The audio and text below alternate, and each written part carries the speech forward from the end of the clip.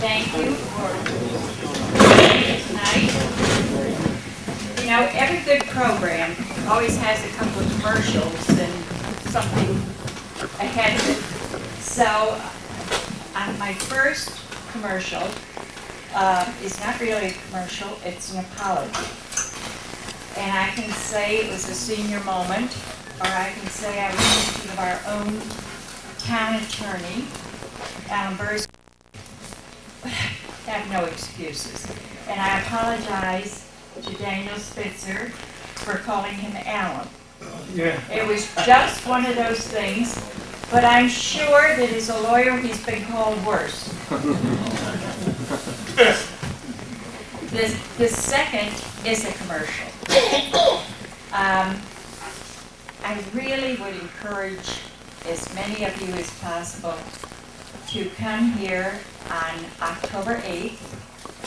There will be two performances, one at 3 o'clock in the afternoon and the other at 7:30.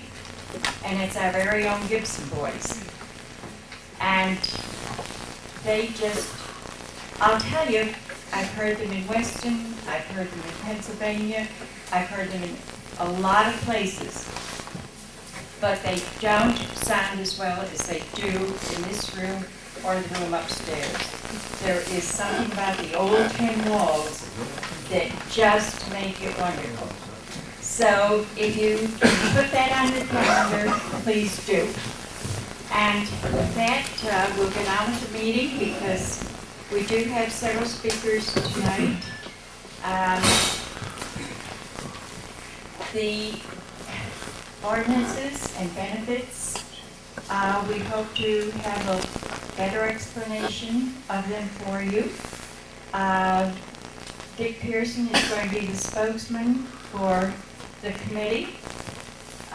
So Dick, I'm just going to turn things over to you and let you introduce and so on and so forth. Thank you, Elder. Basically tonight, what we're going to be looking at is just an overview of what we've done so far. Basically, what I'd like to do right now is the members of the committee, if you would stand up, this is the people that have been working on getting the ordinance. So if you would all stand up, the people that are on the committee, these are the people that have been working and doing a job for the town. And I want to thank everybody because it's been a lot of work working on it. Basically tonight we do not have a completed ordinance, so I want you to understand that. We're still fine tuning it, and there's certain things that we had a meeting today with our attorney, Dan Spitzer, and he made recommendations to the board, and the board will follow up on that, and we will get a copy out to the town so the town can look at it all. What we're going to do tonight is we're going to have each one of the wind companies make a presentation, and the presentation is going to be on what they are going to do for this town monetarily. What we can look forward to as far as tax relief for every individual, and what we can look forward to as far as benefits other than taxes that you're going to get returned to you. We also have Dan Spitzer here, gentleman in the middle, who has been hired by the town to do the ordinance and to work on our behalf. He's an expert in the field of wind turbines and this type of ordinance, so we're very lucky to have him. I have another gentleman here, Paul Morrison. He is the highway superintendent from Martinsburg. I would ask him if later on he would give a brief description of what they've been going through down there. If anyone knows where Martinsburg is, it's down by Lowville, and they're putting 187 turbines when it's all over with. Where's that neighborhood? Yeah, 187 turbines will be placed in that area between Martinsburg, Lowville, and Harrisburg. So he's been involved in all of that during the construction. So what I would like to do is we'll turn it over to the wind companies. I guess we'll let Patrick do it first. And after Patrick is done, we're gonna try and keep it to 3 minutes. For anyone that has a question, just raise your hand. We'll get you the microphone so everyone can hear what's going on. The biggest problem that we've had in the past is no one could hear. So hopefully everyone can hear what's going on. Everybody here in the back? Okay, thank you. First one I would like to present is Patrick Doyle, and he's from Horizon, and he will give his presentation first. Thank you, Dick. I guess I'd like to start with 2 questions. The first one is, can you hear me in the back? The noble folks, the 25 noble folks over there hear me? But a more important question is, can you understand me? I do have an accent. I'm not from around here, although when I see the rain and the rocks in the fields, I feel like I am from around here. But anyway, I work for Horizon Wind Energy. We are owned by Goldman Sachs, which is one of the largest taxpayers in New York. It's a New York company. The company that owns about 6,000 megawatts of power generation and is a major power trader and financer of energy projects. Of course, many of you know us as Zulka Renewable. We were founded by Michael and Celine Zulka, a very successful father and son who have developed a number of successful businesses. This year we are building, we're already building 3 projects, one in Oklahoma, 150 megawatts, almost 100 machines. We're building the Flat Rock, now called the Maple Ridge project on Shag Hill, 120 machines. And in the next couple of weeks we will start building a 240 megawatt project in Washington State. So that obviously is a lot for a father and son to take on to finance that and to guarantee those obligations. And so we're very happy to be part of the Goldman Sachs family. And when Michael and Celine Zulka brought in Goldman Sachs, they said we want their name back. And so we're now Horizon Wind. I do have a couple of colleagues here, Josh McGee and Charlie Chilinsky, and they are from New York. I can't say them from New York, but Josh is from New York. So just to talk about the Flat Rock project a little bit, it's I would say somewhat similar to this area. It's windy, it's rocky, and there's a lot of farmland there. And they have a lot of natural resources, a lot of timber, a lot of dairy farming, a lot of gravel and sand activities. Carl can talk about that a little bit more later. We developed that project over a 5-year period.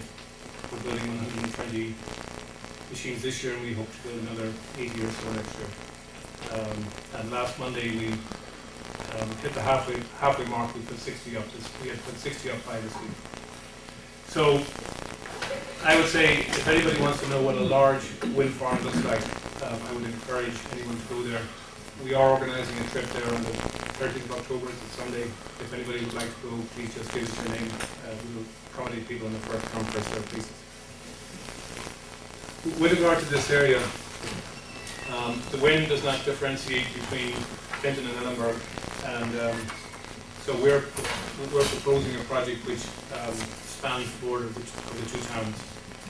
And I would say that in Ellenburg we're probably looking at about 25 machines, or at least we have potential sites for 25 machines or 50 megawatts. Of course, you folks don't have an ordinance, and so I'm going to assume that, just for the purpose of this discussion, I'm going to assume that we're talking about a 50 megawatt project for the purpose of what kind of benefits the town will receive.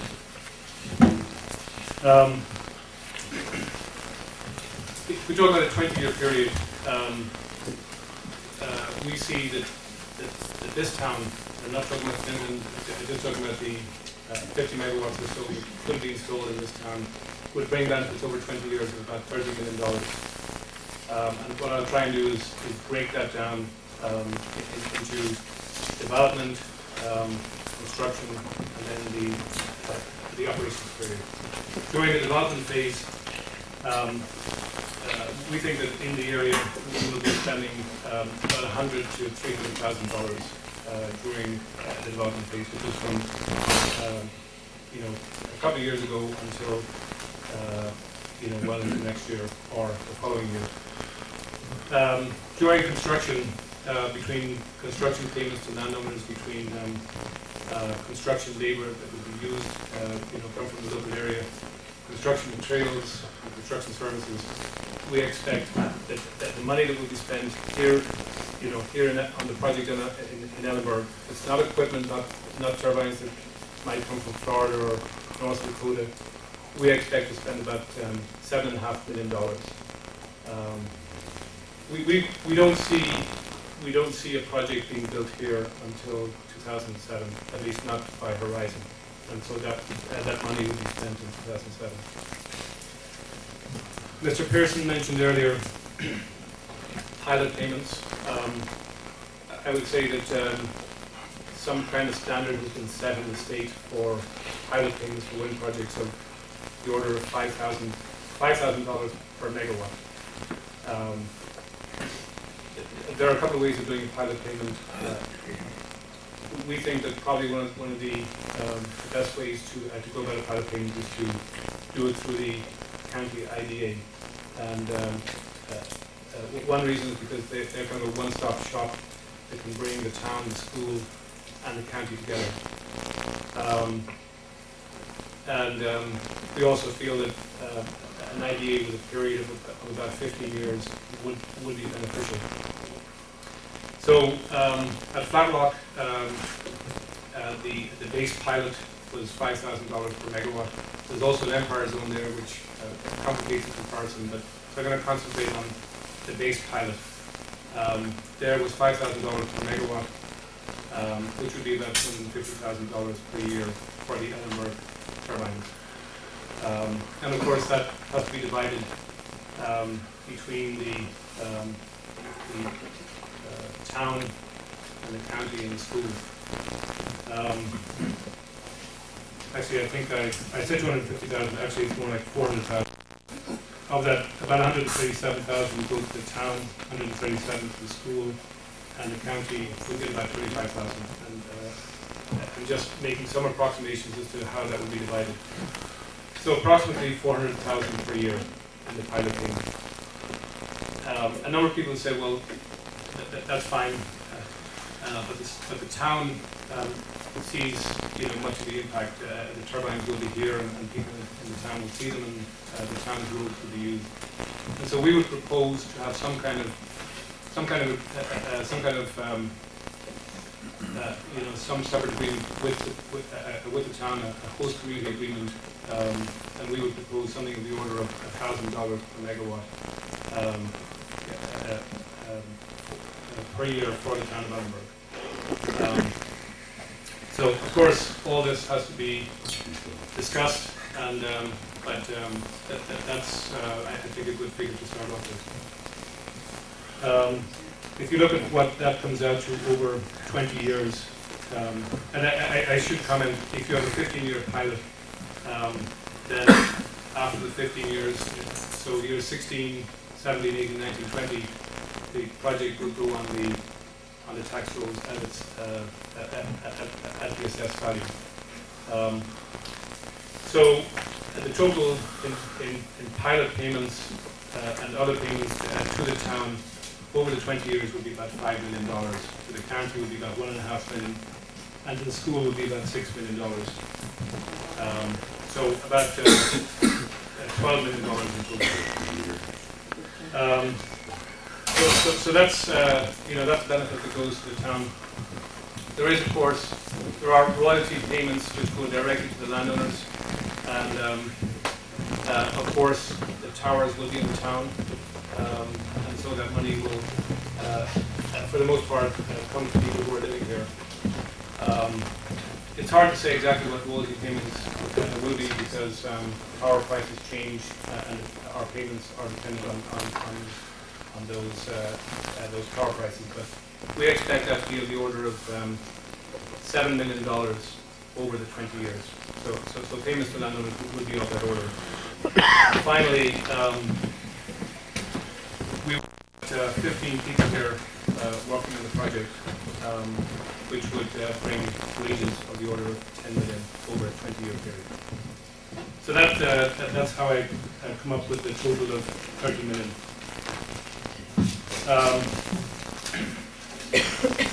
There are other some benefits to the town, and I'll let Carl Morrison speak of some of the work that we did in the Martinsburg area. But we would have a road agreement with the town and the county. So we would have a road agreement which specifies what roads we can use. And if the roads aren't sufficient to bring long trucks in, we would work to upgrade work with the town and the county to agree what roads are suitable for use and what upgrades are required for us to use them, and then how we would bring those roads to a proper condition after the project has been constructed. So there are benefits there to the community. I think you guys are very focused on wetlands, and to the extent that I'm kidding, but to the extent that we would impact wetlands, we would be required to mitigate the impacts by, putting more wetlands in place either in the area or somewhere close by. So we would also bring more wetlands to the area. Clearly, a wind farm has some visual impacts, and the State Historic Preservation Office is concerned about those kind of impacts. There's nothing we can do about the turbines. We can't, let's say 70 years ago people did hydro turbines and they put them underground, or at least where people couldn't see them. We can't do that. These towers will be visible, and they will, of course, change the views in some areas. And so typically the State Historic Preservation Office has some program in place whereby a developer would pay to renovate a historic building, to upgrade cemeteries, to buy a historic house, or some such program which is of interest to the local communities, and so the local communities would be heavily involved in that. I don't know that there is any formula whereby one could calculate the value of impacts, but if you were to use the same formula as we use for a flat rock, it would be about, this community would get about $70,000. Again, I'm just throwing that's just a pro rata figure based on flat rock. So that's kind of a summary of the financial benefits that might come to this community if Horizon were to put 50 megawatts of wind turbines here. So about $30 million over 20 years. So that's, I'm here for questions, if people want to take them now, or once everyone has a chance to speak.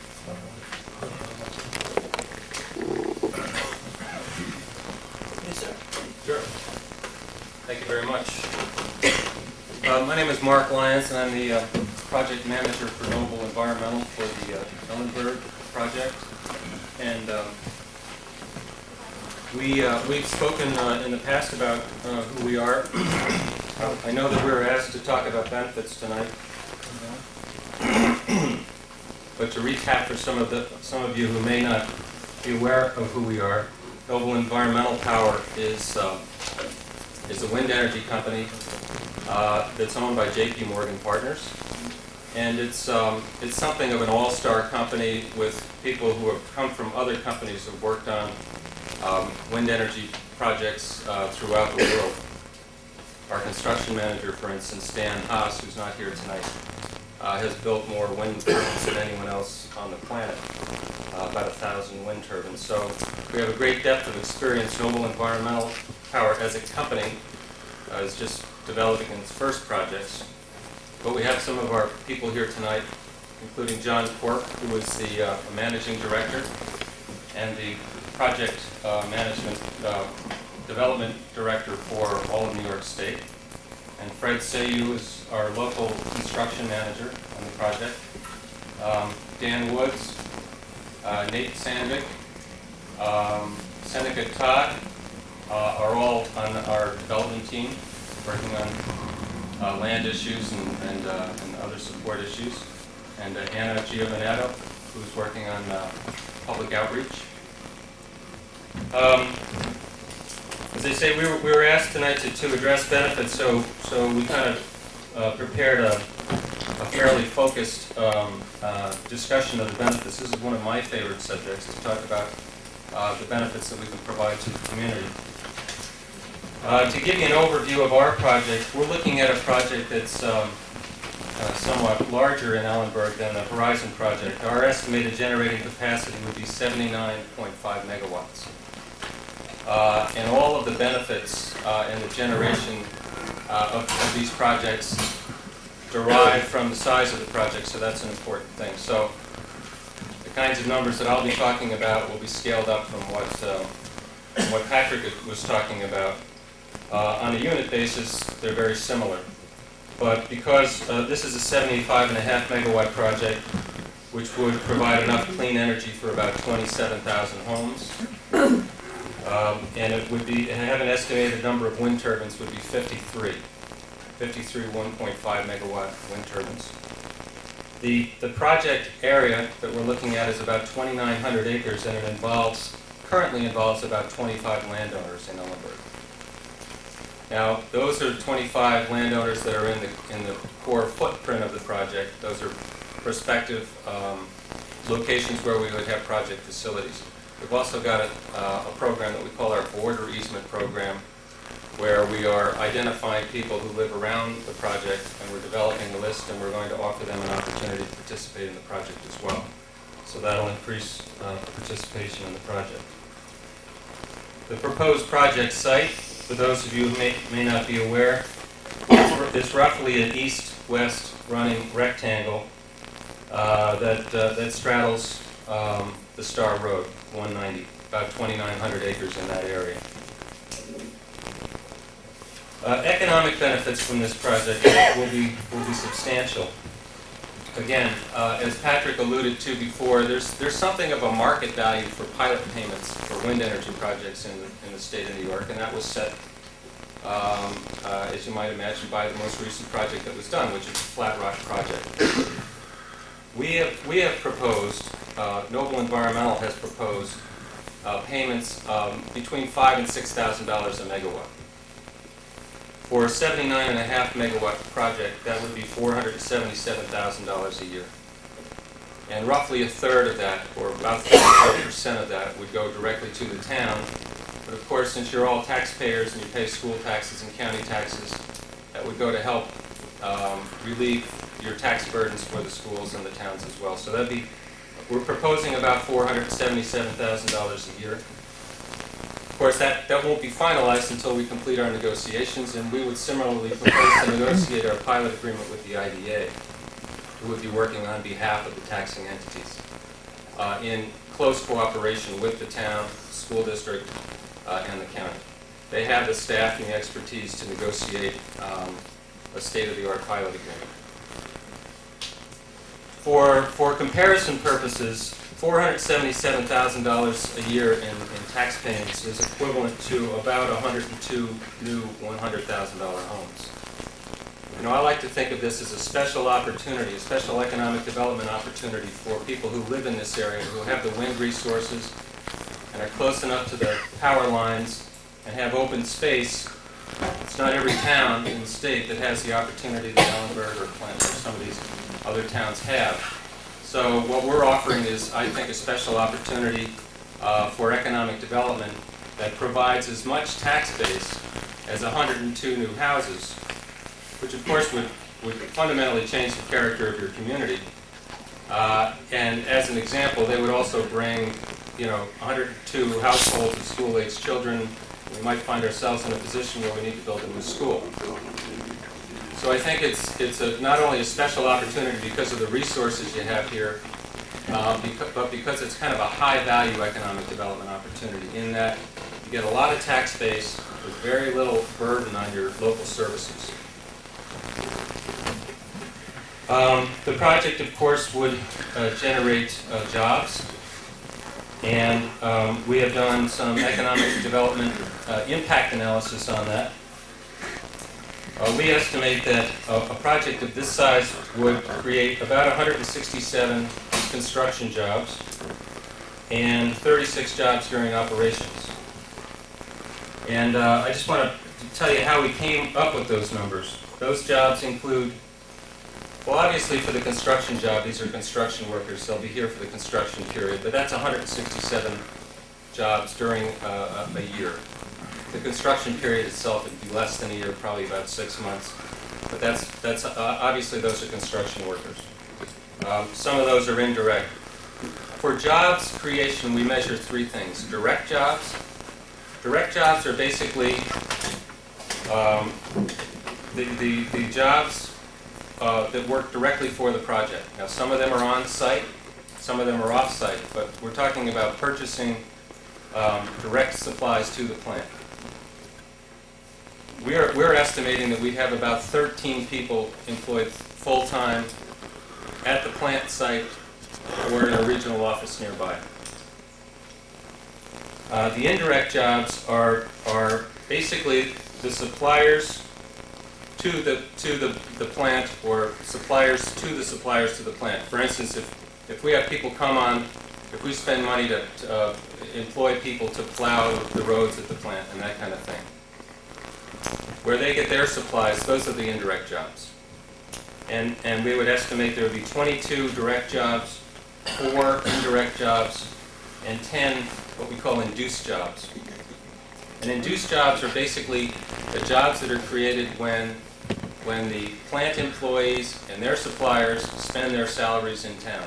So those are local merchants. And this is a common economic analysis that happens here. Basically, this is what will be required of the IDA. They want to know what the economic impacts of this project are going to be in the county and in the local community. And so that's what these numbers are based on. And we think they're very reasonable numbers. In total, the local economic benefits for the project during construction we estimate to be $15.3 million of local expenditures. Now that means in Clinton County. How much of that happens directly in the town of Ellenburg? We hope it's the maximum extent, but it really depends a lot on Ellenburg, you know, what services are provided here. But those are when we say local, we mean county impacts. During the course of operations, we estimate that we would be spending about $2.5 million total locally. Now that includes jobs, materials, supplies, our pilot payments, and our easement payments to landowners. Now the easement payments to the landowners are roughly equal to the tax payments. So, or another way to look at that is that the taxes to the community are roughly equal to the direct payments to the landowners. The easement payments to the landowners could range somewhere between $320,000 and $625,000 a year. And that depends very much on what are the energy revenues from this project. Because the way we've set up our easements, we have minimum payments, and that would be the $320,000. And then we have payments that, if we make a lot of energy sales, they can scale up considerably. And so, so we're talking about $500,000 in tax payments, about $500,000 to Ellenburg residents for easement payments, jobs, and the economic multipliers of that. So those are substantial economic benefits for the town of Ellenburg. A project of this type and size would also have significant environmental benefits. First of all, it is a 100% clean energy source. There is zero pollution, zero emissions, zero water usage. I mean, compared to other power plants. And I think that's what you need to do when you're talking about a wind energy plant. You say, well, what's the alternative? Compared to other power plants, there's zero air pollution, zero water usage, zero wastewater discharge, zero toxic discharge. It's just about as clean as you can get. It will also help relieve the need for energy from natural gas, oil, and coal. And we've got numbers that we can back up what we're going to avoid in terms of oil, coal, and natural gas. Which is to say, there will be less natural gas, oil, and coal consumed, mined, transported when we're running than there would be if we weren't.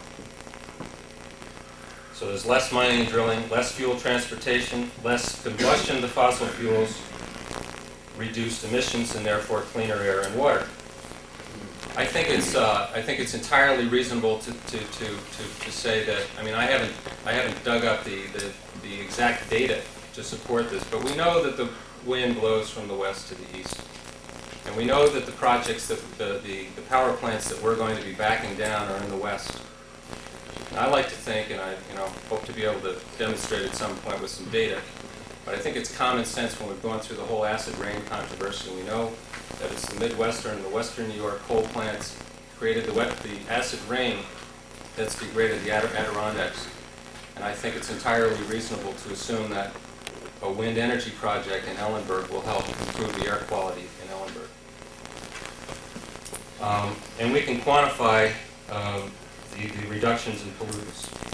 Over 20 years, a project of this size would displace 2,780,000 tons of CO2, 9,603 tons of sulfur dioxide, that's acid rain, 4,500 tons of nitrous oxides, that's ground level ozone, smog, respiratory problems, 1,600 tons of particulate matter, again, lung disease, respiratory problems. So there's a reason why wind energy has the strong environmental support that it has. I want to talk a little bit about the turbine siting process that we go through. It's a fairly complex and time-consuming and frankly expensive process that we go through to figure out where you can put wind turbines. But I think it's important to the people in Ellenburg because there are a lot of environmental surveys that we need to do. There are a lot of issues that we need to address before we can figure out where we can put a wind turbine. And another way of looking at it is that it's a fairly extensive process of mitigating any potential impacts. So for instance, we do exhaustive environmental surveys. This is to support our request for environmental review under state law. We do a wetlands survey. We look at state wetlands maps, we look at federal wetlands maps, and we put our boots on and go out and walk across every square foot of the project area and look for wetlands, and we map them, and we can't put turbines into wetlands. Then we do our avian and bat surveys.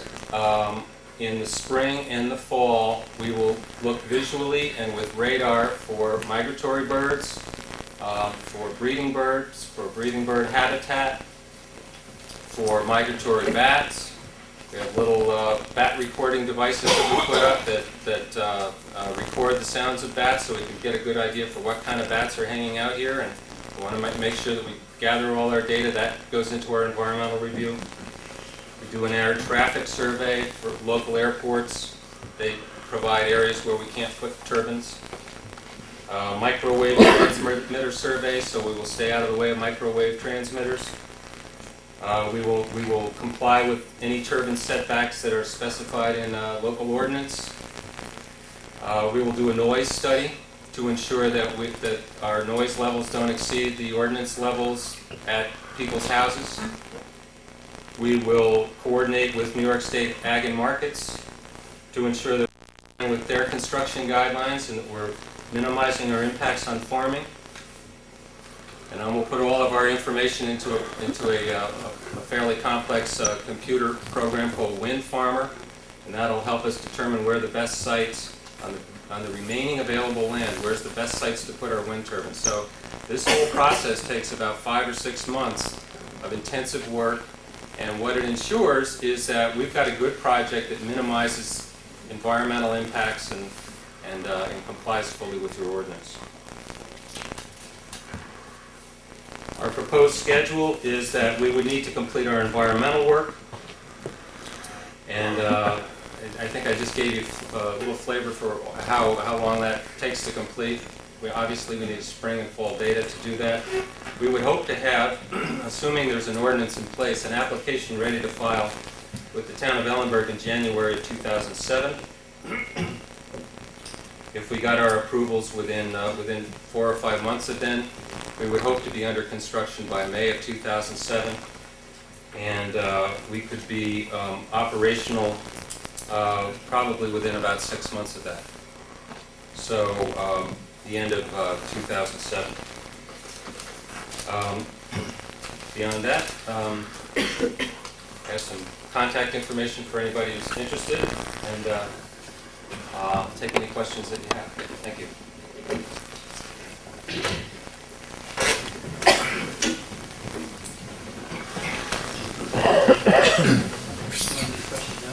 Yeah, we'll do the question for the, I'm a little bit confused by your pilot figures, because I believe you based your figures on $5,000 per kilowatt.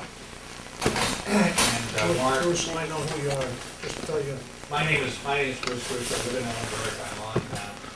I'm on the Narrows, and my primary interest is figures because I'm interested in taking federal taxes, and I also think I'll enjoy looking at windows. You said your pilot was based on $5,000 per megawatt, and Mark said 6. Now, is it possible that you two guys will negotiate different amounts?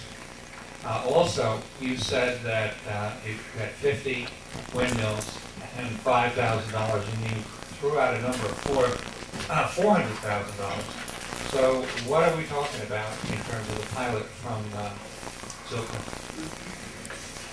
I have a several array of different questions. The IDA is going to negotiate all this in coordination with the regulatory bodies. Now, does that mean that the town and the school, both of Ellenburg and of Clinton, or is the Clinton affair, which you're also involved in, from last night, a separate entity entirely? My law firm happens to represent the Clinton County IDA. I am not speaking for them, however, so I don't want everybody to say, well, the Clinton County IDA said. But the general process is that IDA pilots are based on a percentage of the taxable assessed value. The two companies are going to go to the IDA as part of their application to request an exception to the normal uniform policy based on 5,000 to 6,000, as the one gentleman said, or 5,000. It is my understanding, and I've never heard it differently, there will be one policy, whatever the number is, that will be it. Now, where you could end up with differences is that the law says that the share of pilot money is distributed on the same basis as the taxes. So whatever the school share of the total tax bill is, that's the share of the pilot that they get. However, you can, if all the taxing jurisdictions agree, break out a different breakout. In other words, you can mix that up. So you could have a situation where one town or one school district, though I think there's one school district for the most part, but you could have a situation because of different jurisdictions that they agreed to a separate arrangement, but other jurisdictions didn't. But I would be very surprised if there was an answer to your question about the different amounts. Now, talking from the town perspective as opposed to the school and the county, the town may actually want a lower pilot number and a higher host community agreement number, since the town gets all of the host community agreement number. So that is all part of the negotiation. What's the practical difference between the two as it relates to taxpayers? None? As it relates to taxpayers is a very good question, because what you're talking here is not about taxes. What you're talking here is about revenues. And whether or not at the school, county, or town levels, this is as true here as with any other wind company anywhere in the state, what you're talking about here is the revenues that these companies are proposing to produce to the taxing jurisdictions. The amount of tax relief depends on whether those communities apply the taxes received to the budget, or to new projects, or to long-term tax stabilization No, funds. does it make any difference if they get a town dollar or a tax, pilot in lieu of tax? It's still a dollar, and it's still going to spend the way they want, aren't they? The towns? The town can spend it the way it wants. Whether or not it will reduce taxes depends on whether they use it to Not increase question. something. You're talking about a town payment of, what, $1,000 per megawatt, and a pilot of 6. Yeah, no, it does make Does that a difference affect it because, at all? well, it could, because the pilot all gets split among taxing jurisdictions. The host community agreement does it. Okay. So it really is a matter of negotiating. By the way, all those agreements are public agreements. They're all adopted after public hearings, including the IDA agreement. So there's nothing done behind closed doors. But that then reduces the revenue level. How the communities use it then is up to those communities. I can then turn it back over to Patrick to answer his specific question, but I think that's the generals. Yes, thank you. Yeah, so the proposal would be that the town agreement, the $1,000 per megawatt would go to the town. And of course, all these agreements have to be negotiated, so it's for the purpose of this presentation, that's the kind of figure we settled on. The 5,000 per megawatt goes through the IDA and is divided between the town, the county, and the school in accordance with the regular division, which I believe is about 1/3 goes to would go to this town. So for a 50 megawatt, not a 50 turbine project, but a 50 megawatt project, that would be about $140,000 a year for the town, $140,000 a year for the school, and about $25,000 a year for the county once the project is up and running. Meaning a total of, it's a total of 5 for the tax plus 1,000 for the town times 50 units, which is 600. 50 50 megawatts. 50 megawatts, Yeah. which is 600. And I mean, you asked about how we would, whether we and Noble would have the same agreement. Of course, we are competitors, and I don't know enough about antitrust law to know if we could have the same agreement. I imagine that the IDA would probably want it. Next year. Well, he's not my lawyer. I think it's very unlikely that the IDA is going to allow a different policy between wind companies. They're going to treat the wind companies different, because they're not going to treat taxing jurisdictions differently. Right. I would be shocked if any IDA anywhere allowed a different policy between that. But that's up to the IDA, but I don't think you're going to see, now the host community agreements could be negotiated differently, but I would be very surprised if you didn't see one policy from the IDA. And with regards to the numbers, we are competing with, I think there are about 40, 45 other projects looking to generate wind in New York. And so we will be competing with those projects as well as all other forms of renewable generation, wood chip, biomass, biogas, landfill gas, solar projects in New York, and similar projects in Pennsylvania. And so we need to be competitive with other New York wind projects outside New York, and also other projects that use such resources. I just might, on the issue of pilot agreements, to echo what Patrick said, we are competing to sell our electricity in a competitive market, and in order to be on an even keel with our competitors, that's one of the reasons why we have a pilot agreement. But it also has some significant benefits, obviously for both sides. For one, you don't have to wait every year to figure out what your tax bill is going to be, through some complex and perhaps disputed formula. You've got a legally binding contract that tells you in advance exactly what your revenues are going to be over that period. And it helps avoid problems, for instance, that you have that have been publicized in other places with energy projects, where they're disputing what their tax bill is, because they may have a reasonable misunderstanding about what the assessment methodology is, or what the assessed value is. With a pilot agreement, you don't have any of those disputes. You just have a very simple legal contract, and everybody knows what they're going to pay and what they're going to get, and you can budget for it well in advance. Other questions for the Any other questions? Anybody have any questions? Yeah, I got one. My name's Dave Lawrence. I'm from Ellenburg Center here. And you were talking earlier about the coal companies, with the acid rain, this, that, and the other thing. Do you or do you not collect green points when your windmills are running? Yeah, when we generate electricity, we also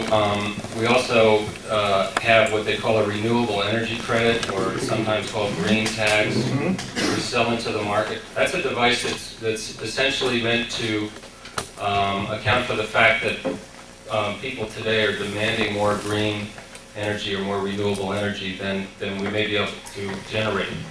And so we actually sell these renewable energy credits into the market. Over time, we would expect the value of a renewable energy credit to go to zero as the supply of renewable energy equals the demand. But yes, That means that you could sell that back to the coal companies that are causing acid rain now, right? well, we can sell them to anybody we want. Please don't confuse them with pollution credits. Pollution credits are ERCs, or emissions reduction credits. Those are credits that polluting companies or companies who voluntarily decide not to pollute can trade with one another to comply with their mandates to reduce air emissions. That's not what a renewable energy credit is at all.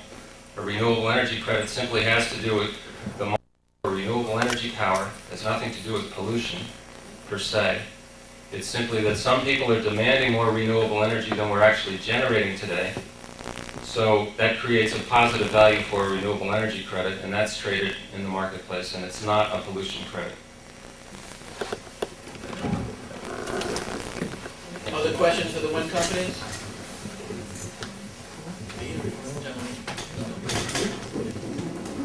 Yes, I do. My name is Bill Scott. I live at 5094 Route 11 in Ellenburg Depot, and I'm also the superintendent of schools. And I'd ask both wind companies to explain to all of these people and all of the other townships that are in our school district, which is the 4th largest in the state, why under a pilot proposal that you are proposing at the best to provide $157,000 to the schools, which would be 1/3 of the $477,000 that you have proposed per year, and that's the higher of the two over Horizon Renewable. When, if taxed, that would bring the schools over $1 million a year.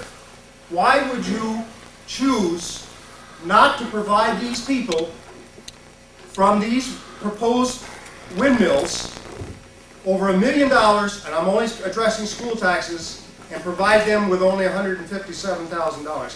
That is very concerning to me. Well, first of all, I think we mentioned that the reason why we seek to enter into a pilot agreement from an economic point of view is that if we had to pay full taxation, it would make it very difficult for us to compete in the competitive energy marketplace.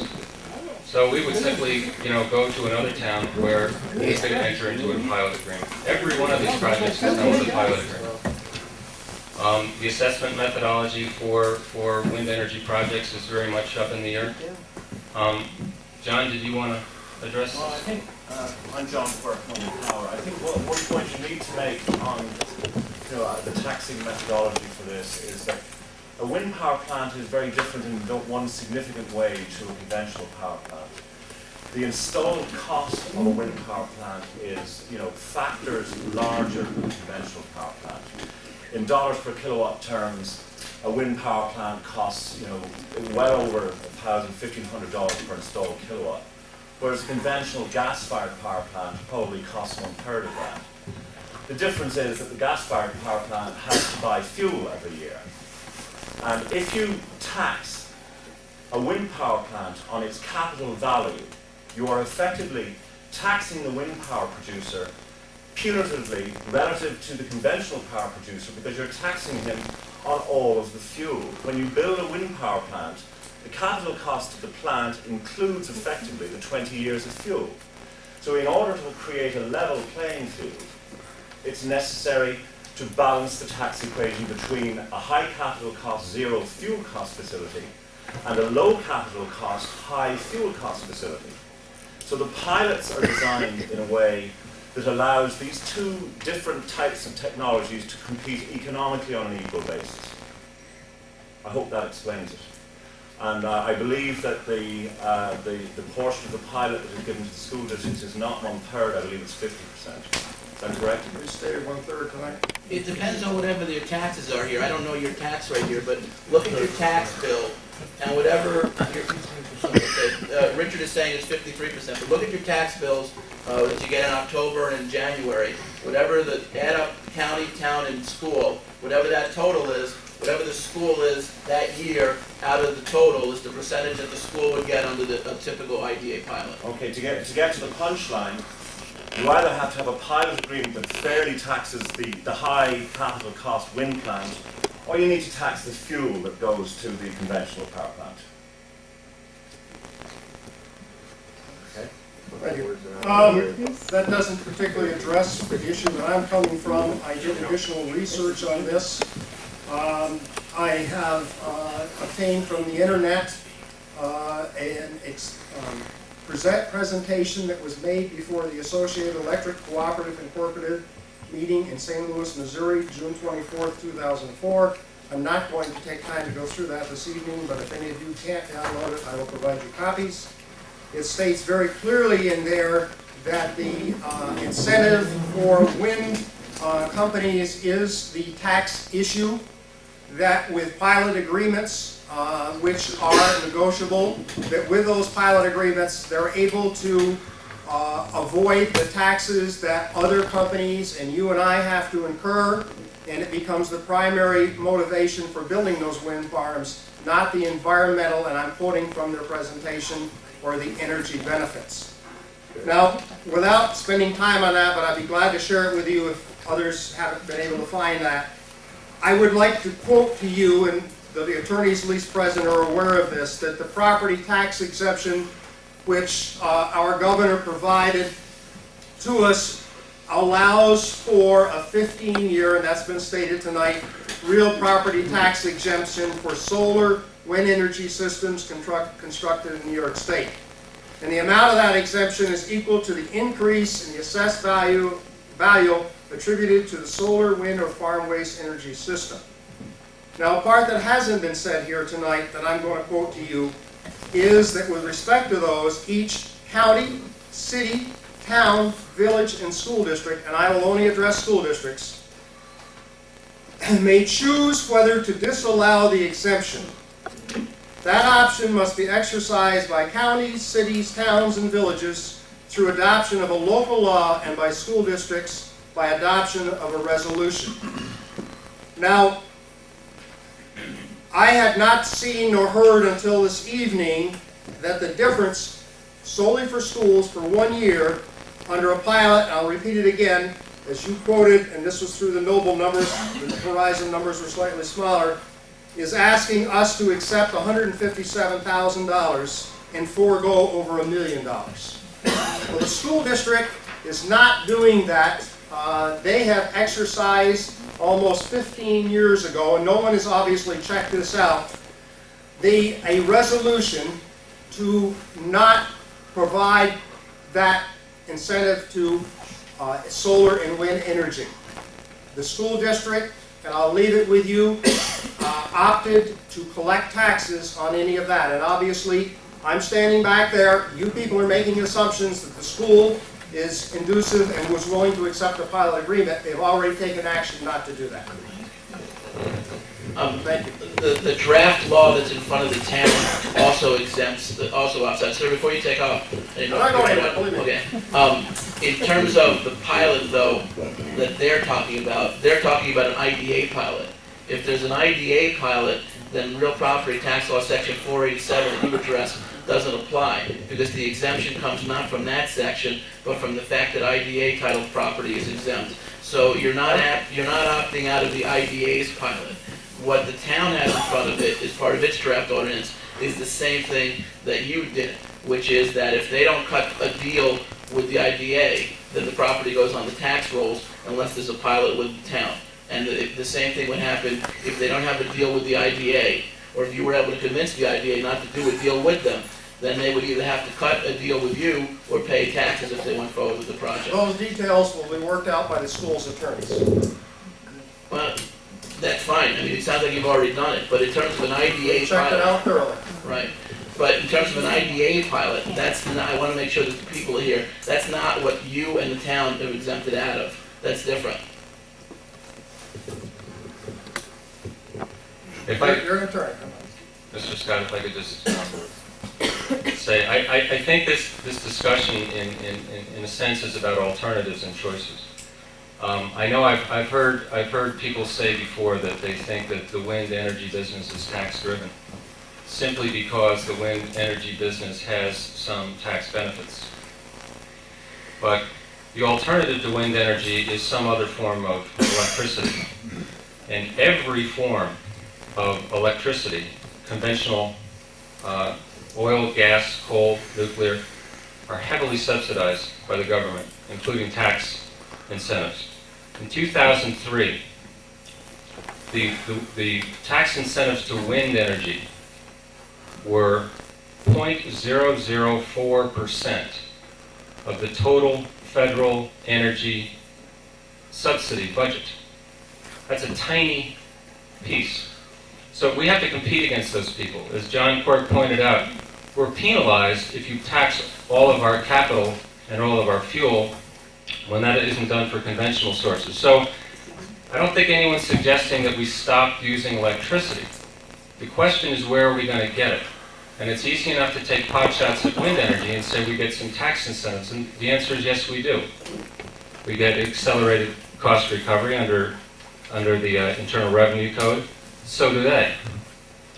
We get a production tax credit, which means we can't just sit around and collect that tax credit. We have to generate electricity. Okay?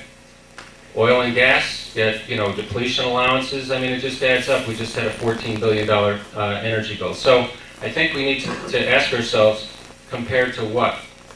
As John Quirk pointed out before, we have alternatives and choices.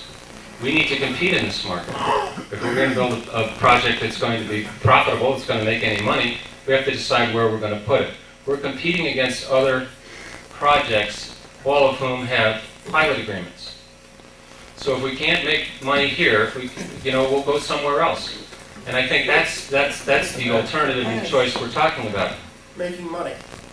Absolutely. It's the American way. And I'm proud to be making money in the renewable energy business. Speaking to the address of electricity, and I'll also quote from that presentation that they made in St. Louis this past June. Huge windmills, quoted as often taller than the U.S. Capitol, amazingly produce very little electricity. They quote that there are more than 20,000 windmills scattered across acres of lands in over 30 states, and they equal 36/100th of 1% of the electricity produced in the United States today. Mr. Scott, I'd like to ask you how you came up with $1 million figure on 25 wind towers. 52, he quoted, 53 turbines. Horizon. No, Noble quoted 53 turbines. Okay. I think at best, wind energy is only about a 10% solution to our energy problems. It's just part of the solution. I wish it were more, but in absolute terms, as I said before, these wind turbines generate a significant amount of energy. One of these turbines generates enough clean energy, pollution-free energy, for between 500 and 1,000 homes. A project of our size would generate enough power for 27,000 homes. I think that's a significant amount of energy production. And as I say, if we don't generate any energy, we don't make any money. We go out of business, and we certainly don't create any tax credits. So it's all relative. The money you make is off tax breaks. Those tax breaks are picked up by other taxpayers. If I could just address that as well. The money that we make is primarily in competing successfully against high fuel cost conventional power plants. We have a computer study that we've done, that we're required to do by the ISO, that projects how much we will run in competing against coal, gas, and oil plants over the next 20 years. And it indicates that we will compete quite successfully because we are cheaper than they are. That's how we make our money. and we will reduce wholesale electric costs in the state by $1.2 billion. Yeah, I picked up some articles from recent newspapers, and I'd just like to read some headlines. In the Wall Street Journal on September 24, 2005, why the world is one storm away from energy crisis. The hurricane storms have dealt a blow to natural gas output likely to last well into the winter. More than 2/3 of all gas, about 20% of US production, is shut down, and Rita travelled right through an offshore area that mostly produces natural gas and is filled with aging platforms. Used by millions to heat their homes, gas also fires a big chunk of the power plants across the nation. In fact, about 90% of the new power plants built in the US have been gas-fired power plants. And when we started working on the Tug Hill project, natural gas, which sets the price of electricity in the state and also heats many houses, natural gas was $2.67 per million BTU. 2 months ago, it was $7 per million BTU, an increase of 3 times. As it happens, last week it was $17 per million BTU. So the alternative that the US has had in the last 10 years has been to build natural gas power plants. The problem is there's a limit to the supply and there's a limit to the transport infrastructure that can bring that gas to our power plants and to our homes. Really the choice that we're faced with, and perhaps I can read a couple more headlines. Soaring natural gas prices point to record high electricity costs. Wall Street Journal, September 16, 2005. It mentions that this is a particular case in New York where natural gas sets the price. The next headline, New York State Senate takes action to lower energy costs, including to extend property tax exemptions for alternative energy facilities. We have relied on natural gas-fired power plants. The price of gas has shot up. The Department of Energy has said that our electricity and heating bills this year will go up by 20-25%. And so the question is, what do we do? Well, what do we do about oil prices, gas prices, very little more hydro, and a strong desire of people not to have coal plants and nuclear plants in the state? In consecutive weeks in July of this year, the consumption of electricity in New York increased, the record consumption increased by more than 1,000 megawatts. So power consumption in this state hit consecutive records in consecutive weeks. So prices are going up, consumption is going up, and we need to address where we get the supply from. Is it coal? Is it expensive gas? Is it nuclear? Or is it wind? To quote another headline from the Plattsburgh Press Republican, farmland perfect for wind energy development. So that, I think that's really the choice we're facing. And I mean, for the taxing jurisdictions, are the taxing jurisdictions giving up $1 million, or are they giving up zero? Because right now, this community is not earning any money from wind energy. So again, I see it as a case of, it's not a case of will we have windmills or will we not have windmills. It's a case of how do we deal with this issue, and how can we give the power consumers of New York, how can we give them a competitive price for clean renewable energy, while at the same time providing the benefits to host communities. How do we deal with the issue of the energy? I'm a trustee at Clinton Community College, and a fellow trustee is also the CEO of NYSEG. And one evening I asked him about the benefits of the wind power to producing electricity. And he shared with me, much to my surprise, which led me into some of this research, that it was more costly to produce electricity by using wind for this country than by the sources that they use.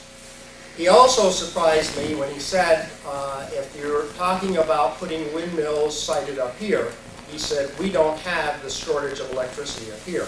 The electricity that will be produced by these windmills will be sent to New York City, where they have the problems. So when you're talking about the energy, it isn't the energy of this community. It's the energy, as he has expressed, of New York City and other areas that need it. Okay, just one thing, when we were talking about hydrocarbon prices, of course, the other dirty little secret of the energy industry these days is that while all this controversy about the price of gas has been going on, the price of oil has, I beg your pardon, of coal has quietly gone up by about 75% at the pithead. I don't really know why, it's just they decided, you know, that's what they ought to do in the circumstances. Let's just stop for a minute and think about what it costs to produce a kilowatt hour of electricity with natural gas. Patrick mentioned the figure of $7 a million BTUs. The heat rate, that is a reflection of the amount of energy required to create a kilowatt hour of electricity, the heat rate of a modern gas plant, just to make the math easy, is about 7,000 BTUs. Therefore, the cost of energy, without retiring any of the equity or the debt, without paying the operators, is approaching 10 cents. Is my math correct? Okay?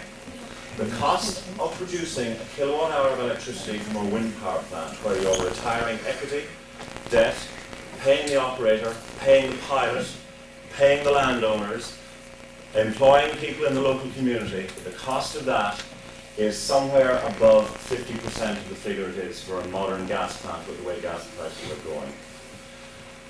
Maybe the gas prices spiked, but I really don't think so.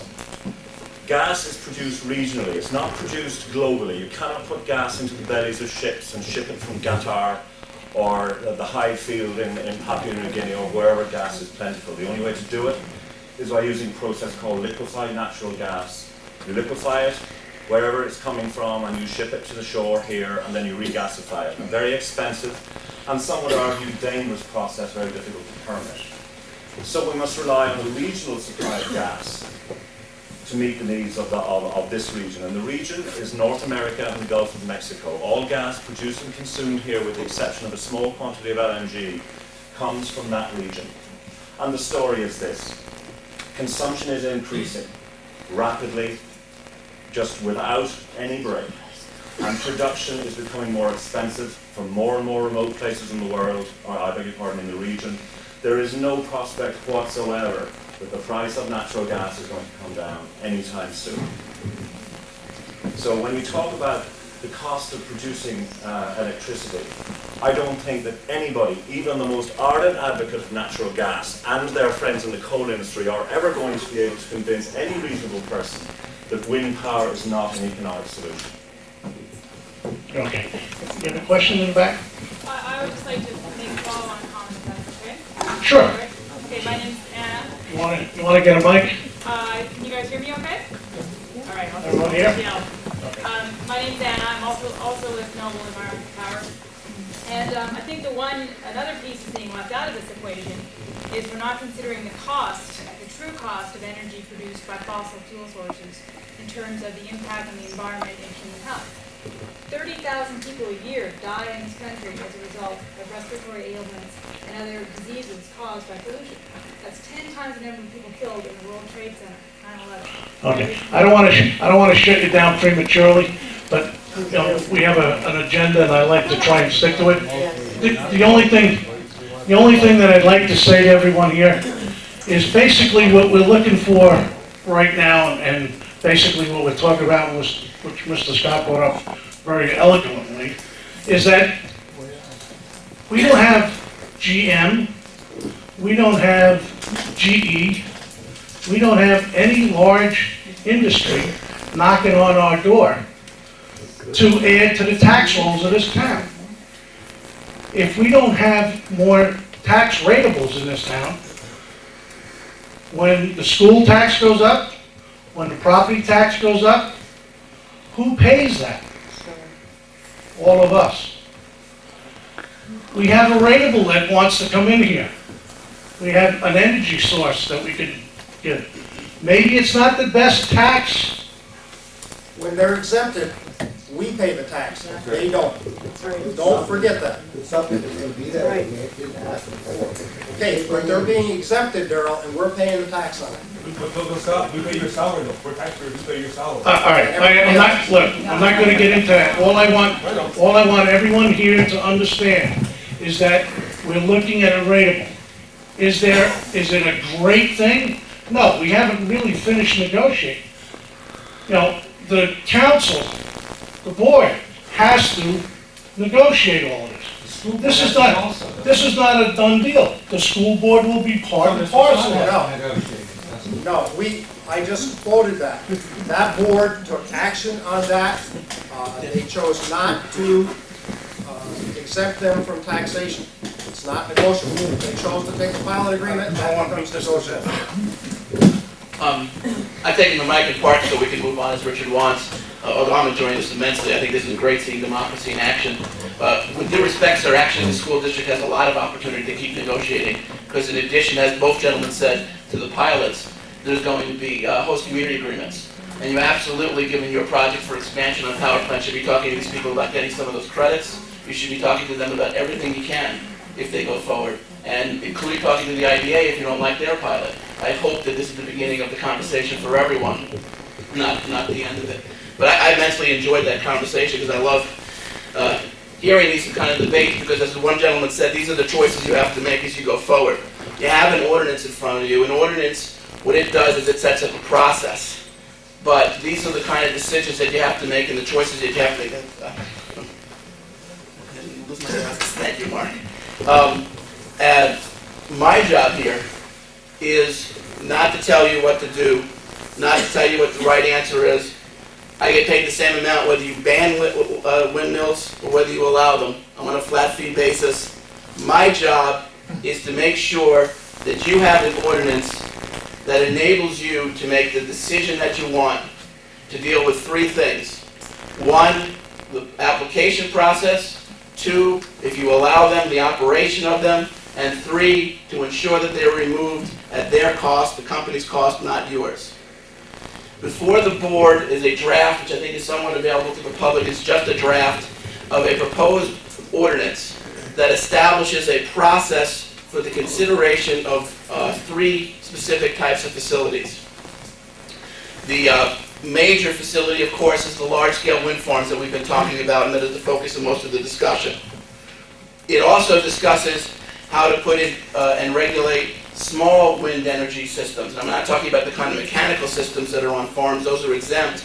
But in terms of one of the things that New York should do, in my opinion, to move wind power forward on a small scale is to allow what's known as net metering, where you basically, if you have your own windmill on your property, you would get the same credit from the electric company as you were paying. Net metering would allow small windmills on properties, particularly in rural areas, windy areas like here, to significantly reduce electric bills.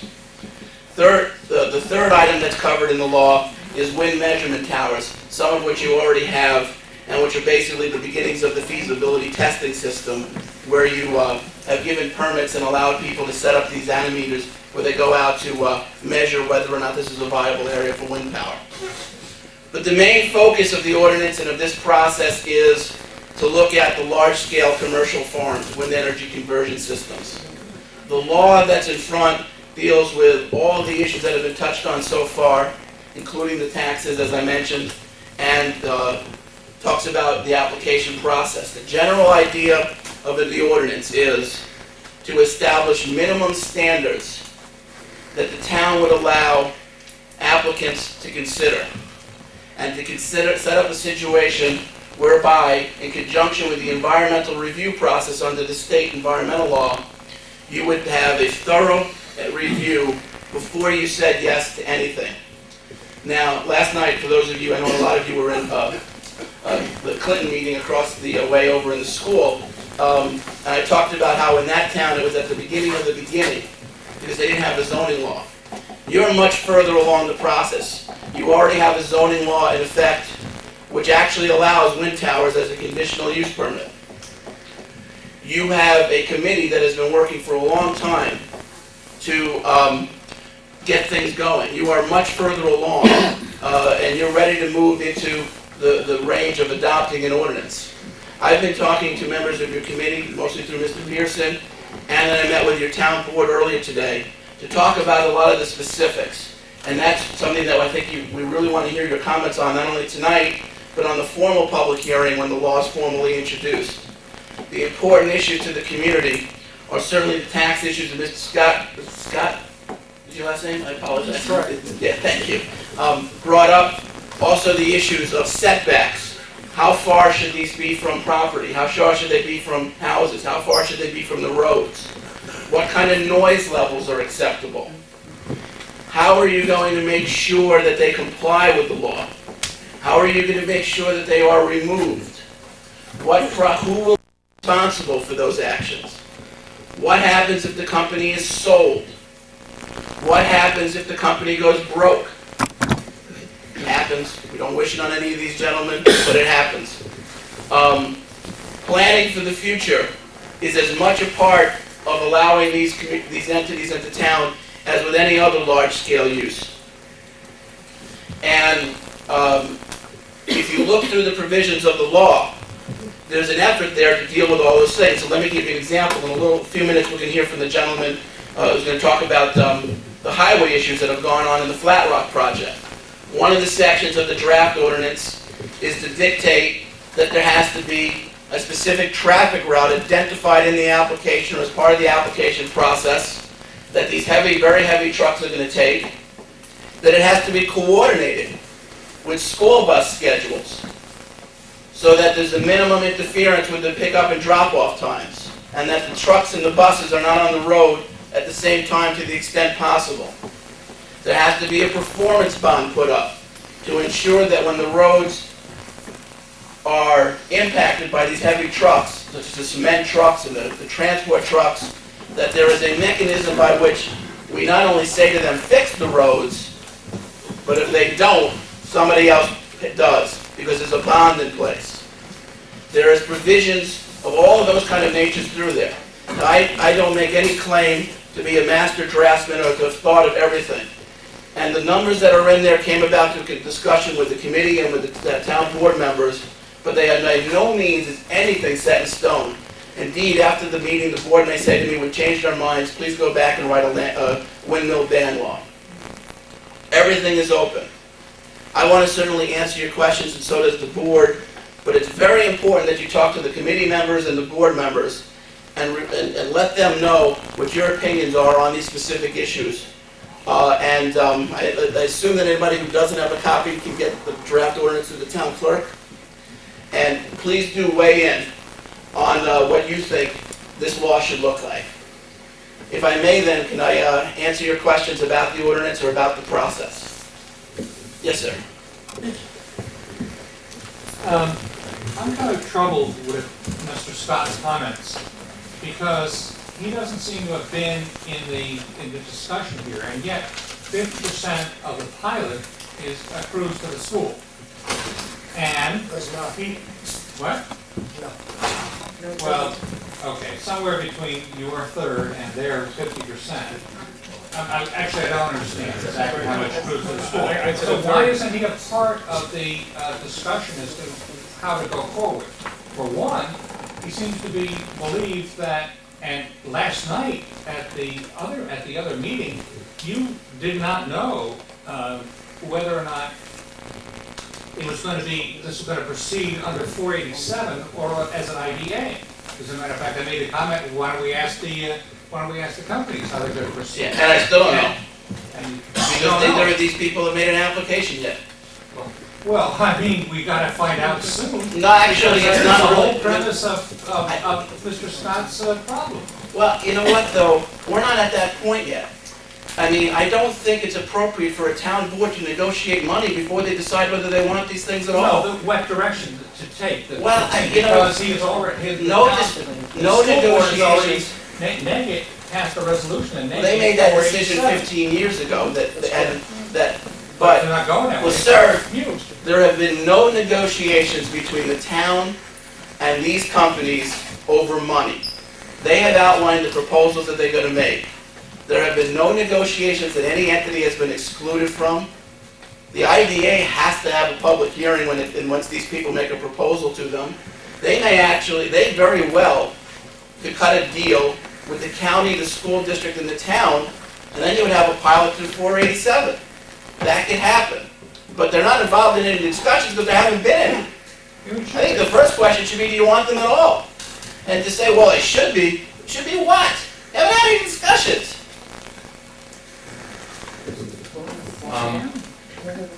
First of all, by virtue of opting out of 487, the school's opted out of 487, we don't have any other option at this point but to go to the IDA to negotiate this pilot agreement.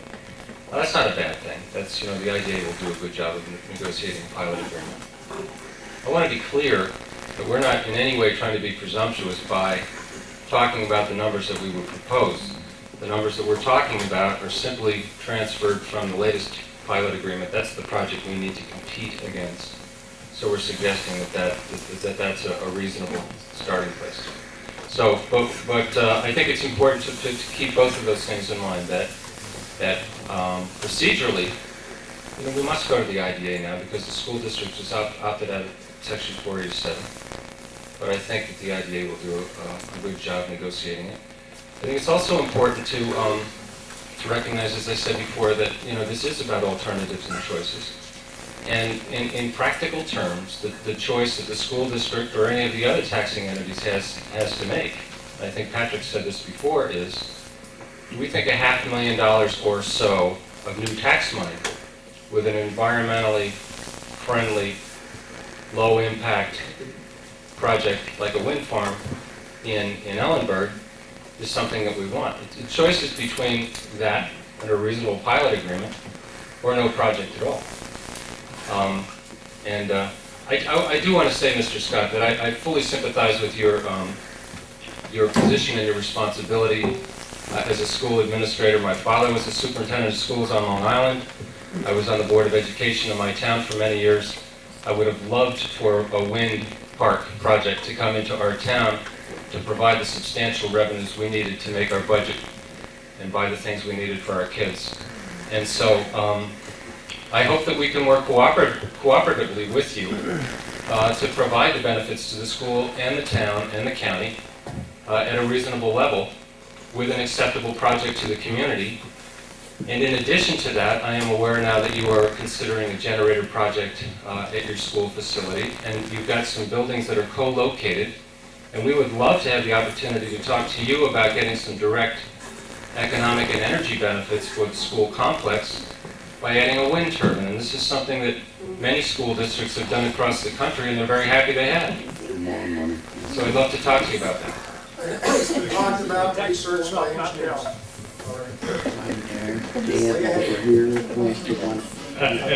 Just to add to what Mark said, we were aware that the school had opted out of 487. The fact is that 487 expires at the end of this year, so 487 doesn't exist for us. And again, also for that reason, the IDA is really the only option open to us. With regard to the figures, we were asked to, by a couple of people to present some real strong figures that people can understand. And our first reaction was, well, how can we present any figures because we don't know what the pilot will be, we don't know how many turbines, we don't know if wind will be allowed at all. So I hope that you will see what we presented as our best effort to give you some idea of the benefits of this wind farm in the form of payments to landowners, pilot payments, and jobs that can be created. But it's only our best guess at what might be available if you were to adopt an ordinance and we were to proceed. But of course, there are many hurdles for us to pass through before that can happen. I think to finish answering your question, I'd be very surprised if the town didn't welcome the school and the county at any of its negotiating sessions. I mean, it's just premature in terms of the specifics of why there haven't been any sessions for them to have been at. Other questions that I can answer for people about seeker, about the process, about draft ordinances? Yes, sir. Calvin Castine from Champlain. And, I don't have a horse in this race, but I do have grandchildren and children that I hope will have energy when they get to my age. Well, my question has to do with the IDA. For years in Champlain we had an IDA, and we were always told that if our IDA with a new business didn't come up with an agreement that was acceptable to that business, they could just opt out and go to the county IDA. The county IDA has virtually unlimited powers when it comes to negotiating pilot agreements. Is that That's correct? my understanding The town, the school, nobody has any input in there. The IDA can negotiate, and obviously they're gonna negotiate with the best interests of the community. Yeah, I don't know if that's really true, to be honest with you. I mean, I'm not gonna speak for the IDA board, but these individuals are gonna, these companies are actually gonna be asking the IDA to differ from its normal policy. And I would suspect that that would generate a lot of discussion politically and Right, but what I'm monetarily saying is for whatever they- reasons that have been raised and otherwise.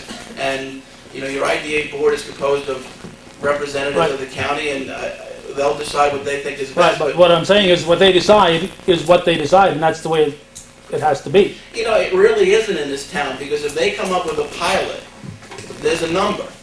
And in the seeker, there's a benefit analysis versus a cost analysis. And if the town board says the benefits aren't enough, the town board says no. So the town board will be the seeker The agency? town board intends to be the lead agency, that's what the board indicated to me. And if the town board decides that the benefits don't outweigh the cost, the town board has every ability to simply say no to the project. So actually, while you're absolutely right, the IDA controls the pilot agreements, the town board controls whether or not there's gonna be windmills here. Or there's a project or not? Right. My big question though is, I know there's a lot of people here with gray hair like I have, and maybe 2027 seems like a long ways away, but 1987 doesn't seem that far away.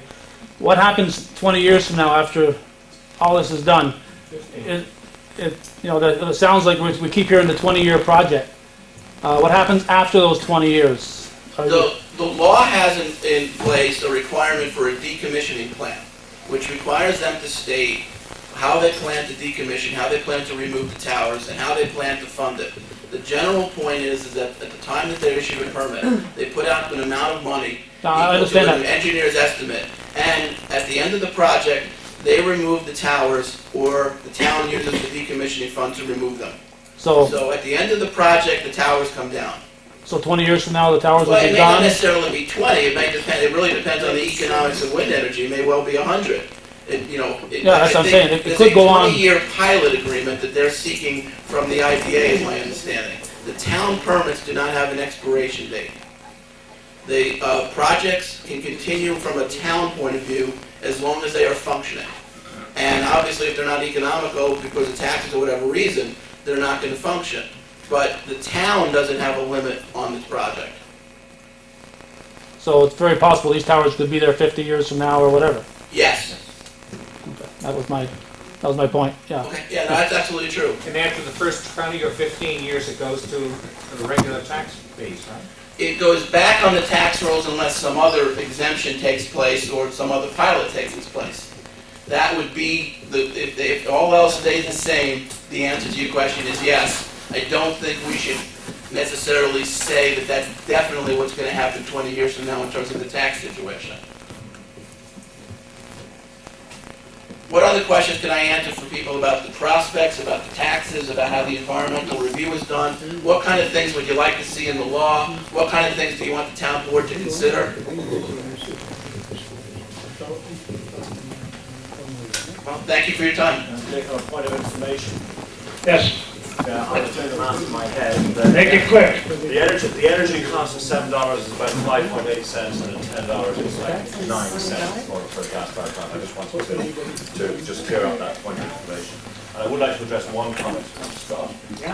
If it makes you, if you can understand that we will not burden the school district. This investment does not create any additional burden on the school district. I know that that's a separate matter to taxation, but it is an investment that does not create a need for additional infrastructure either in the town or in the school, and I hope that you take that in the spirit which is offered, not as a comment on why we should not be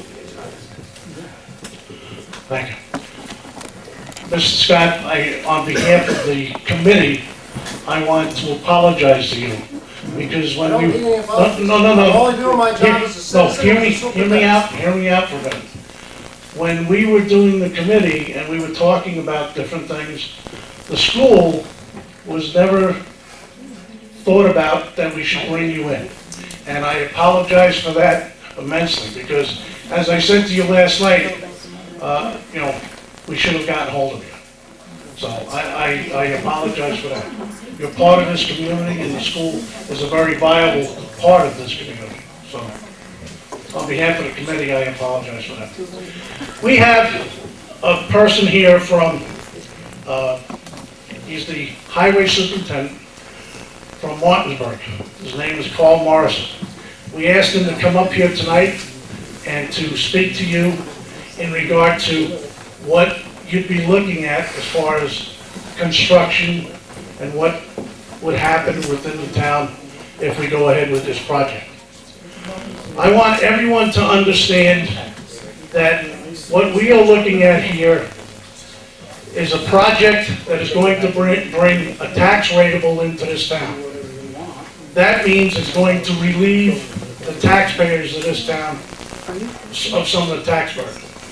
Is it perfect? Well, we're going to try and make it perfect. But nothing's ever perfect. But in the negotiations that'll go down later on, if the town isn't happy, the school isn't happy, and the wind companies are not happy, I think that'll be a good deal. Then nobody's happy. That means everybody got what they wanted, but not totally. Without any further ado here, I would like to introduce Mr. Carl Morrison and let him speak to you what's going on in Martinsburg. Carl? Thank you, Richard. I'm not a group speaker, so bear with me. I'm happy to come up here and I want to talk to you about, it's been real busy up on Tug Hill. I've got 23 miles of road impacted by the project. We spent a little over a year, 4 towns, county, school districts, 3 attorneys, coming up with this highway agreement. And I think we have a darn good highway agreement. We've covered hopefully all the bases, right from road construction, traffic control, dust control, safety, you name it, we pretty much covered it all. Like I say, we got 23 miles impacted. When they started this project, as soon as I let them get on the roads from Frost, they went right at it.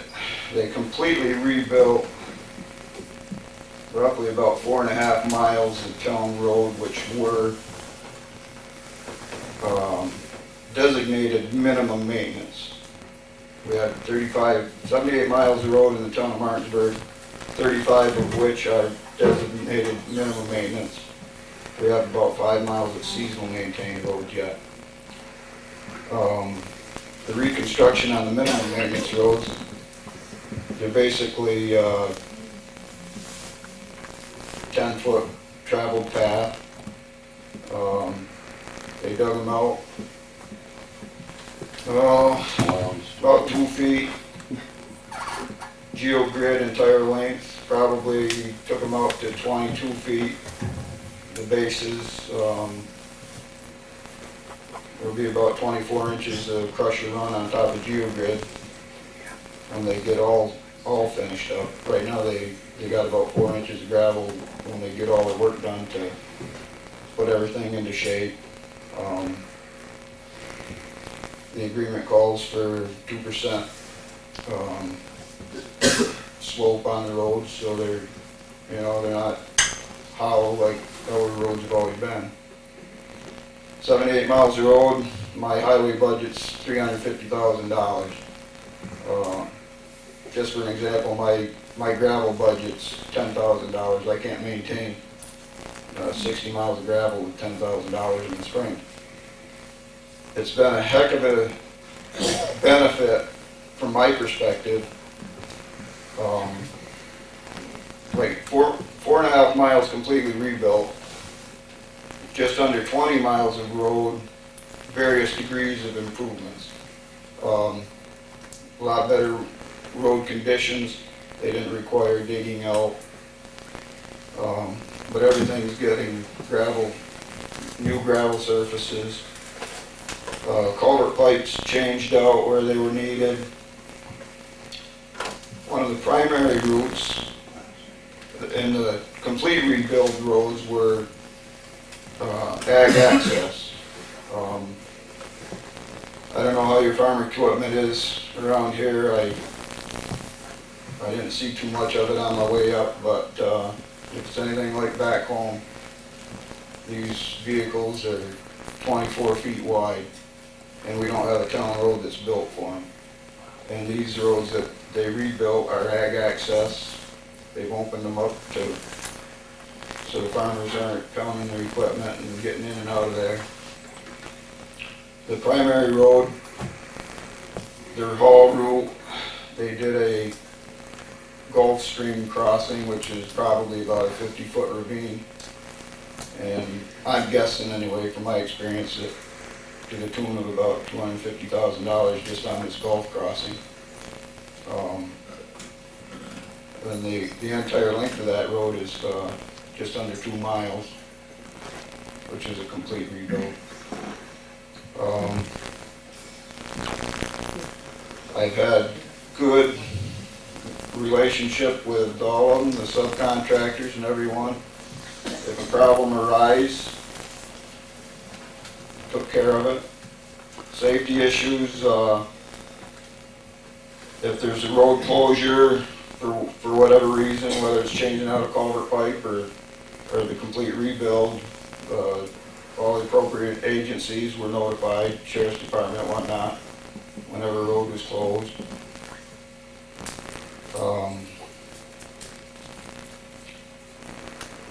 We got, our town, every road in the town of Martinsburg is open to ATVs, which presented quite a concern for everybody involved with this project. The project in Martinsburg is 10 miles, or in 3 towns, it's 10 miles from one end to the other. 190 some turbines, I believe it is. So we were asked to try to keep the ATVs out of the project area. That left me with just one alternative, was I had one road, 6/10 of a mile abandoned road. Our town road ended at a stream, no bridge or anything. State last year rebuilt 3/10 of that 6/10 for handicapped access into their property.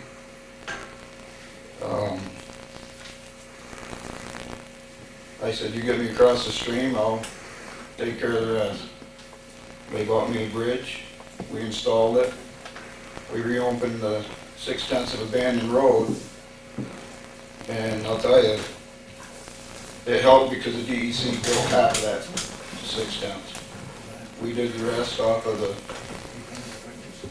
this project, reopened it. We're gonna have 23 miles of road now that we've got to upgrade for CHIPS standards reporting, so that's gonna be additional income because we've gone from minimum maintenance roads to we're gonna have to upgrade them a little bit. So there'll be more CHIPS benefits, payments. This project doesn't in any way affect the CHIPS. That's one of the misconceptions with the monies. Is that going to reduce the CHIPS money? That doesn't affect CHIPS in any way. Could you explain that? CHIPS. Does everyone know what CHIPS is? It's your state. CHIPS is the state monies. They pay per lane mile, I believe it is. State aid. There's quite a formula to it. I'm not really familiar with the whole formula, but it's, you know, it all depends on the condition of your roads, whether it's asphalt, gravel, the widths of the roads play into it, different things. The better the road, the higher the standard the road is, the more funding you get for that mile. So any improvements to the roads are also an improvement for the CHIPS funding, state CHIPS funding.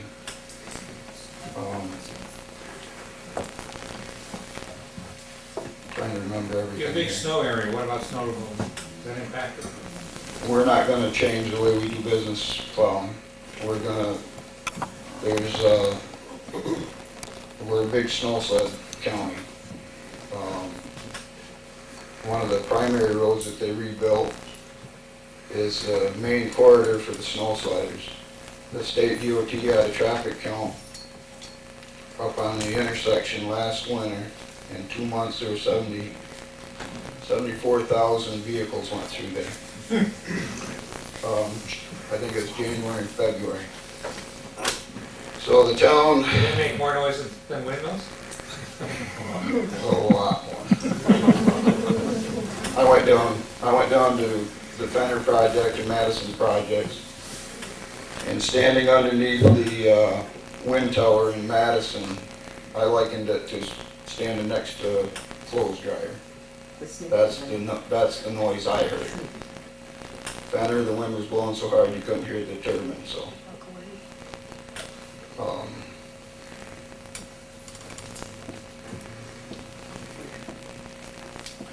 Lost my train of thought.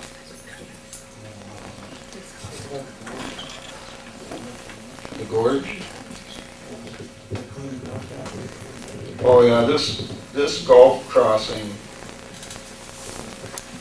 it was labeled by the town as the refrigerator dump. I mean, it's one of these back roads, backwoods roads that for 100 years people used it to throw the garbage. And the project, Flat Rock project, they drew all that garbage out of there.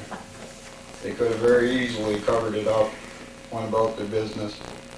There were, I think, 40 of these, the biggest dumpsters that the trash haulers use. They took 40 loads out of there. Cleaned it up, you could sit a picnic table on there. It's just a beautiful scenery where this golf crossing is. But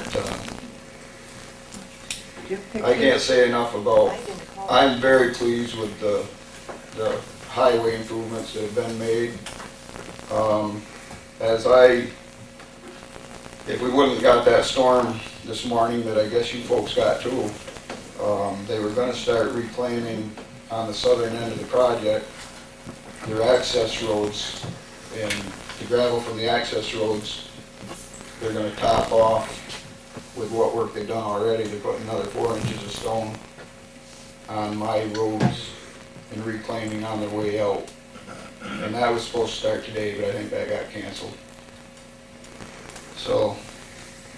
John, you have a question about it? Did you come to any agreement with the contractor or with the developer about hours of the day that people could not, sort of drive up and down the roads? The highway agreement covered hours of operation,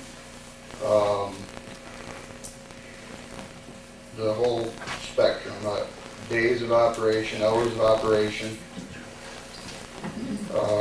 I believe we sent a draft, or not the draft, we sent our final agreement to the town. The second question that relates to it, did this work out practically when people were concreting? Did you have to sort of make little exceptions because concrete had to be done at certain times of the day? Or? We allowed them to run, I believe, from the hours of 6 a.m. to 10 p.m. or 6 a.m. to 6 p.m. It didn't vary from that much. They were allowed under the contract, if necessary, because of the weather that we typically get. It's been a fantastic year for this project. It's written in the contract that they could extend those hours if it was necessary. But I don't feel that the hours of operation was abused. One of our roads is a high residential road, one of the main traffic roads, and I didn't get many calls at all. I mean, the people put up with a lot of, it was rough all summer. I mean, 300 cubic yards of concrete per base, and, I mean, that's a lot of trucks. Between dump trucks, hauling gravel, and cement trucks, and when they left town, the traffic from the components coming in, that's still going on right now. As of this morning, out of 120 on this phase of the project, there's about 60 completed towers at this point. So the traffic's still pretty heavy, but people have been patient. To be quite honest with you, I guess the most negative comments I hear are the visual effects.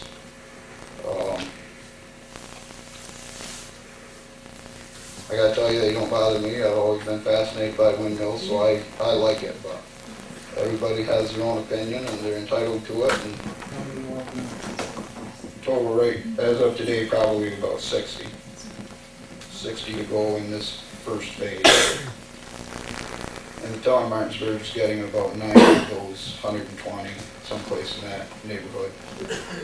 So this phase will complete the town of Martinsburg's part of the project. I have about close to 4 miles of asphalt road that before they leave town, it's going to be milled and repaved.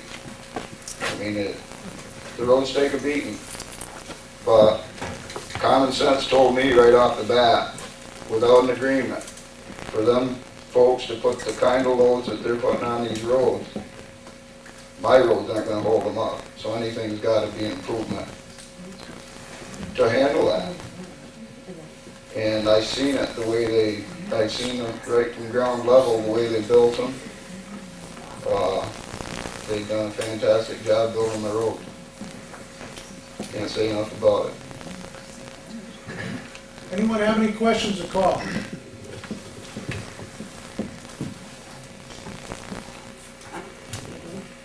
Well, thanks for the invite coming up. I hope I helped a little bit just on the road end of it. It's appreciated. And thank you very much for coming.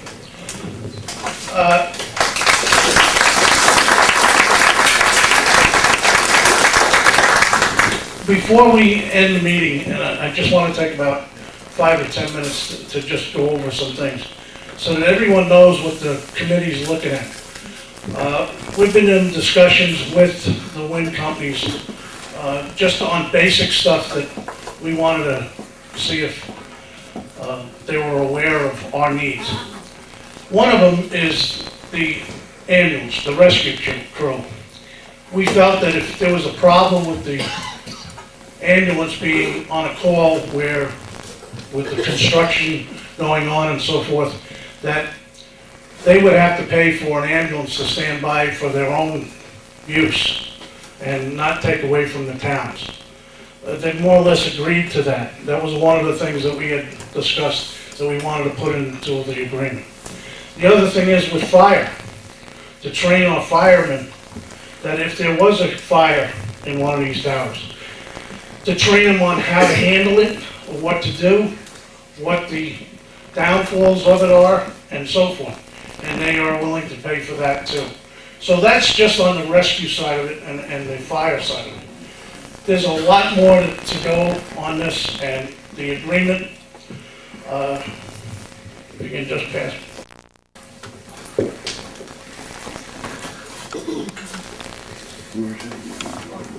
This is just on agreements from other jurisdictions to get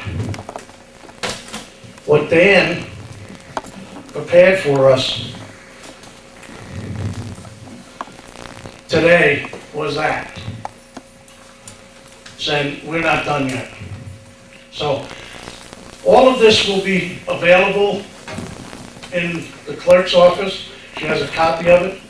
If anyone needs it, any of the committee members will have it and make sure that they have a current copy of it as we adopt it, as we complete the sections of it. If you have any input, we're looking for the input. You can contact anyone on the town board and just make sure that your voices are known. as to what you want in this. I thank you very much. Anyone have any questions? Yes, Gary. We're talking about the tax money that's going into the wind towers, into this area. And it's our money.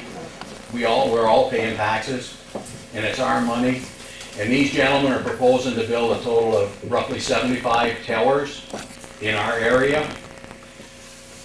They're going to build those 75 towers somewhere. If not in Ellenburg and Clinton, it may be down in the middle of the state, the other end of the state, and we're going to pick up the bill. Somewhere, we're going to help pick up the bill. Now, it seems logic to me is, I'd much rather have my money come here and let everybody else in the state of New York kind of send some money in here also.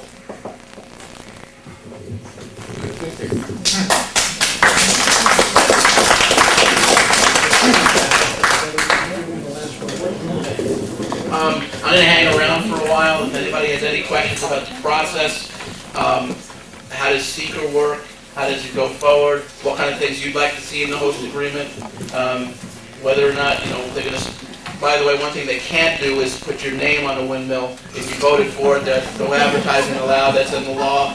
Too bad, you make a lot of nice money putting that X on the side. However, I did see one picture of a windmill that had a school name on it. So whether or not that is something the town wants, I don't know. But this is an open process. I got to tell you, I'm delighted as a visitor to the area to watch the debate that went on tonight. I think that's really when we are at our best, when we have these kind of open forums, and I'm honored to be a part of it. I look forward to working with you on the rest of the process. Thank you.